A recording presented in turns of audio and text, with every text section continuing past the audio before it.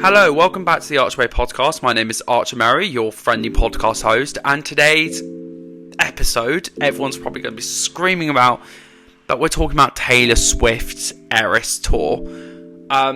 If you haven't heard this, you have been underneath a rock. I am not going. I'm talking more about the Eras Tour film because I saw it in cinemas and I felt like it'd be a good thing to talk about. Just a big background on me and Taylor Swift. I have listened to all of her music. I'm a massive fan of her. She's 100% the queen, except from Baby Queen. I love you loads. But she's up there with Baby Queen. Taylor Swift is up there. And I do have my Taylor Swift cup. And the first vinyl I ever bought for myself was Midnights by Taylor Swift. So I do listen to her music quite often. One of the songs that I listen to with Tom and CJL a lot is Cruel Summer, but it's a live version. But I just thought of talking about the Eras Tour film and my whole experience and why it was a complete emotional roller coaster. I don't know how people are able to go to this concert. It's not a concert, it's more like a party, and not cry. Because I have cried and I'm listening to songs completely differently as I would if I didn't go to the Eras Tour film. Now, how this all started is I have a friend called Serena who I used to work at with Starbucks, and every time a Taylor Swift song came on, we would scream at the top of our voices and be like, oh my god, it's Taylor Swift! And would basically party while making drinks. And she's always been a massive Taylor Swift fan. I've always known it. She's known I'm a massive Taylor Swift fan. I mean, I have a Eras Tour t-shirt, not tour like t-shirt, but it's like an Eras jumper, if that makes sense. So it has like all the Eras and stuff, which is really nice. Now, I know I'm going to get a question, which is like, what is your favourite era? My favourite era is Lover and Folklore and Evermore, because Lover is very important to me because it's the songs of the summer. That's why. Evermore is the songs of autumn. If you do not listen to Evermore during autumn, I do not know what is wrong with you. No, I'm joking.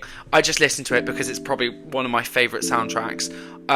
Albums. I also do love Midnight. Midnight is one of my top albums. If I had to choose between Lover or Midnight or Folklore or Evermore or Representation or Red, I think I named all of them, I would have to choose Midnight because Midnight songs are incredible and I love them so much.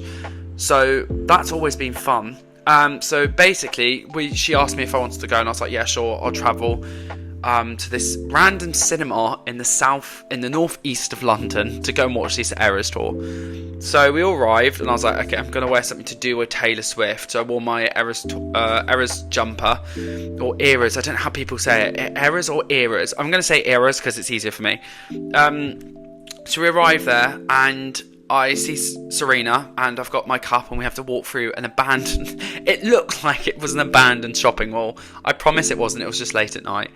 And we got our popcorn and stuff, we got our cups, we did get matching cups, so that's a sleigh.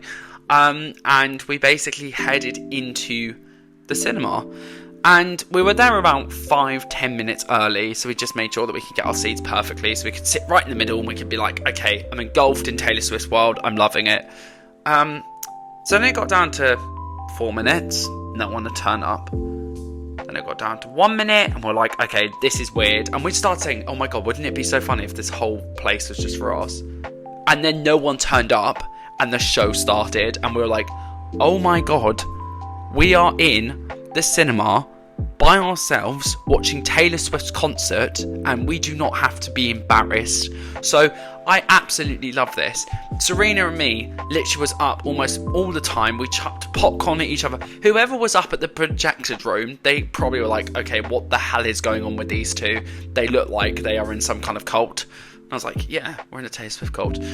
So basically all of the songs, this is of course starts off with Lover.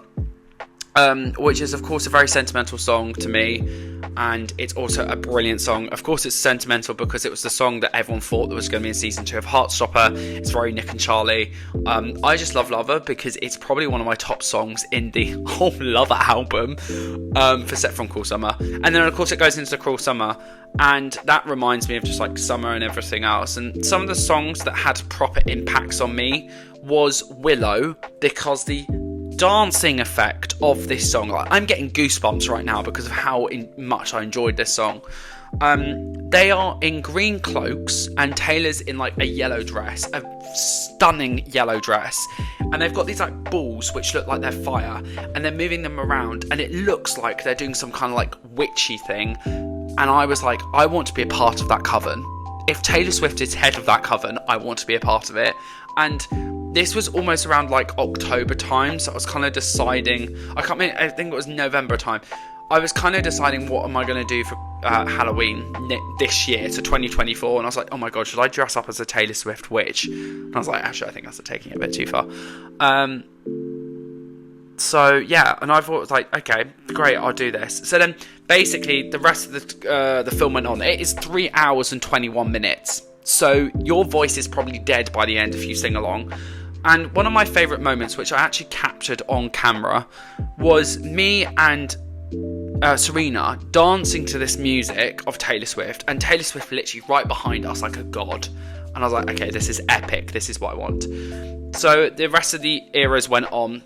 Another song I really loved that I'd never actually listened to was Betty. If you haven't heard the song Betty by Taylor Swift, you need to go and listen to it. It's probably one of the top. It's so good. So basically how she explained it is that album, she thought of different circumstances with characters and wrote those different circumstances. And if you listen to the song of Betty, it's so good. It's probably on my on repeat like thing on Spotify right now. Which is where I'm hopefully going to be uploading this podcast, I think. So yeah, that was a really good one that I really enjoyed. And then the other one was, I can't remember what the song was called. But they're sitting at a table. So you have Taylor Swift on one side and you have another person on the other side. And it looks like a dinner party. And then basically Taylor gets up onto the table, as she should, and starts walking around and sings and stuff. And how it's done is the whole song is about an argument and about her feeling like alone and stuff like that, and I think it's just so well done. Another one that I loved out of the sets has got to be Evermore. No, sorry, not Evermore, Folklore. Sorry, Folklore's set was incredible. She bought the Folklore house, like an actual Folklore house, which was so cool. So it was like an A-shaped cabin, but you could still look inside, and it had like moss all over the top and a little chimney that was blowing out smoke, of course, for effect. And it was just so cool, and I was like, oh my god, this is the place I want to stay. This is the place I want to take my first lover to, and I know that we'll be listening to Taylor Swift, roasting marshmallows. I'll probably bring out my guitar, even though I can't play guitar, and start playing some of her music or something like that. So that was really good. I've never been to a experience of having a concert in a cinema before, so that was a bit new. I was like, oh my god, am I actually going to enjoy this? Am I going to literally sit down and be like, ugh, this is so boring. I actually wish I was at the concert instead. I actually really enjoyed it because everyone sits down, everyone has a space, you can see everything, and you have popcorn, you can have drinks, you don't have to deal with all the faff of concerts. So I was really happy about that because a couple of months before, I went to go and see The Weeknd in concert in the O2 Stadium. Oh my god, it was a faff to get there and get out, and I was with my mum. It was a Christmas present from my brother, and I was like, this is ridiculous. I cannot deal with the faff of people. We left the concert. I know this is going completely off topic, but I think it's important. So we left the concert and we had to try and get to a tube station. Have you tried to get to a tube station after a concert? It is literally like a battle. You had like 6,000 people heading in one direction. If you are fall over, you're left. That's it. You're gone. I can't save you. And my mum was getting really pissed off because she tried to organise like a driver to come and collect us. And a driver parked all the way on the opposite side, which we couldn't get to because all the people were directing us to the tube station. So I said to mum, okay, we'll just get the tube instead. And we got the tube and we came home. That was really good. But anyway, back to Taylor Swift herself. some of the costumes that she wore is incredible. My favourite one is Reputation and Lover, and also probably Evermore, because of that yellow dress. I have never seen a yellow dress like that. It looked like it had like plants, I don't know what it is, like seeds or something attached to it that was like sewn in, and it looks so pretty. The Lover one is like a sequins catsuit. I don't really know how to talk about costume. But it was so pretty, and how she came out in the first bit was literally, so you have all the dancers with all their flapping, I think it's petals, and then basically it all starts to build up, and you hear, "Hi, I'm Taylor Swift, and I was born in 1989." And then she pops up and she's like, "Oh, hi!" And I'm like, oh my god, there she is. She's literally right there in the middle of petals. I mean, who doesn't want to pop up in the middle of a petal field with all these people surrounding you and all this kind of stuff? I don't know if that's a fantasy of mine. Maybe my fantasy is just to be Taylor Swift in general, which is so cool, and I massively enjoyed that whole section. The best thing about the film version is you go through the eras, but some stuff is left out. Now, I know that there is an Amazon Prime video that you can buy for $15.99, which is an absolute riff-off, when the tickets were only like £10. So I'm like, where did the extra £5 come in? So that was it's kind of a bit weird why it's that, but they have extra songs on there. So if you are interested in the Eras tour and you can't go, I would highly recommend going and buying it. If you can get it, if your mum and dad can get it, brilliant. If you have to get it, just get it anyway, because the tickets for the tour are actually really expensive. So I think that's brilliant that like you can still go and watch it. It kind of reminds me of like, you know, those biopic films, which is like Bohemian Rhapsody, Rocket Man. I don't know, there's loads of them coming out recently. There's a Back in Black for Amy Winehouse, which 100% I'm going to go and see, because I absolutely love Amy Winehouse. So there's like all these kind of things that are coming out. It kind of felt like that, but it's more like you're at this concert and you're watching it from the skies. And then the journey on the way back, this is a story. This is where my night goes from absolutely brilliant to, I'm going to swear, absolutely fucking dismal. So basically, I'm walking out of the cinema with Serena and everything's quiet, and we got to go in opposite directions. So I chose the closest cinema to her, so at least she could get home as a good best friend. And I had to take the tube. Now, the problem with the tube is the tube stops at 1 o'clock.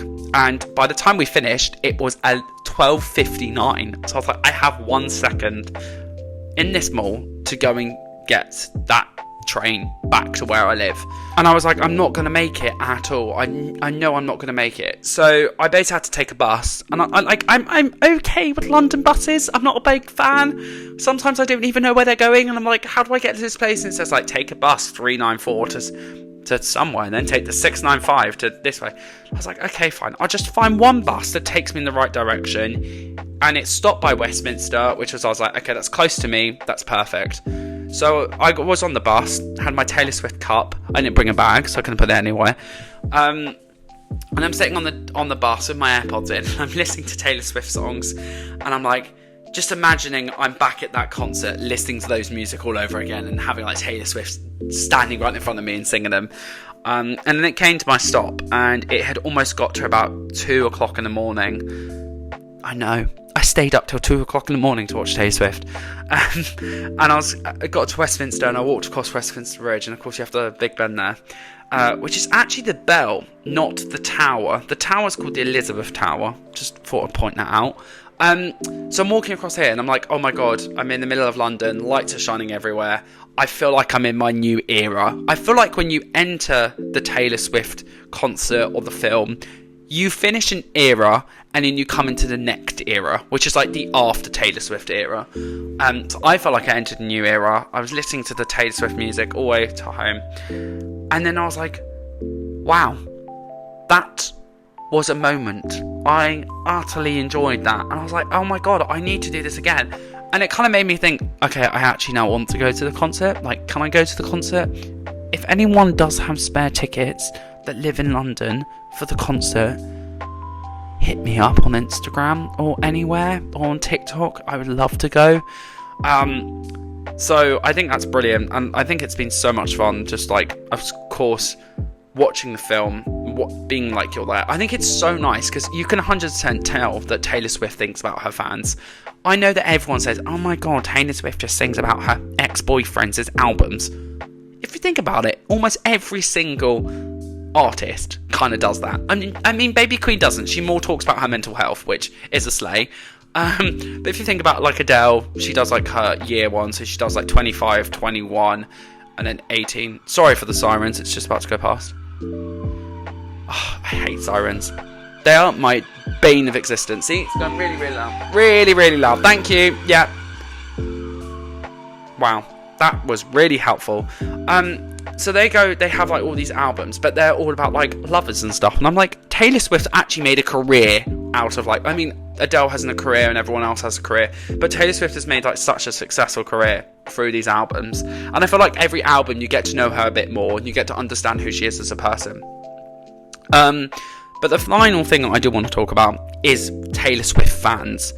So, of course, I do my TikTok lives. I haven't been doing them recently because I've been taking a bit of time off social media. But they are interesting. That's all I'm going to say. They are interesting. I've been on these lives, and there is one lovely girl called Mads who comes on, and I know that she's a Taylor Swift fan because she told me straight away. And you're welcome for the shout out. And every time I go on live, she's like, oh my god, it's me. Hi, I'm the Taylor Swift fan. And I'm like, oh my god, okay, this is the start of something new. Hashtag Troy Bolton and Gabrielle. And basically, she just comes on and she's like, oh my god, hey, did you know that this and this and this? And I was like, oh my god, I actually didn't know. But then sometimes I'm just like, okay, I'm not a massive Taylor Swift fan, so I'm not going to be like, I know exactly everything. And she's like, did you know that Travis and Taylor have been going out for how many years or something? I don't really get involved in that kind of stuff. Like, if people say, oh, can you play Taylor Swift? I'm like, yeah, sure. If Taylor Swift comes on the radio, I'll be singing my heart out. If she doesn't, I'm not going to complain. Like, someone said to me, what would you bring on a desert island if you were stranded? I would bring... Actually, that's a really good question. I'm not going to answer. But the one thing I wouldn't bring is a Taylor Swift album. Because I'm not that important. That's not that important to me. A Heartstopper book... That's entertainment. That is, you can read it over and over again. With the Taylor Swift album cover, the album, you'd have to find somewhere to play it, so that would be the problem. But anyway, I will speak to you all very soon. I hope you've enjoyed this. Don't forget to subscribe, and I'll see you soon. Bye!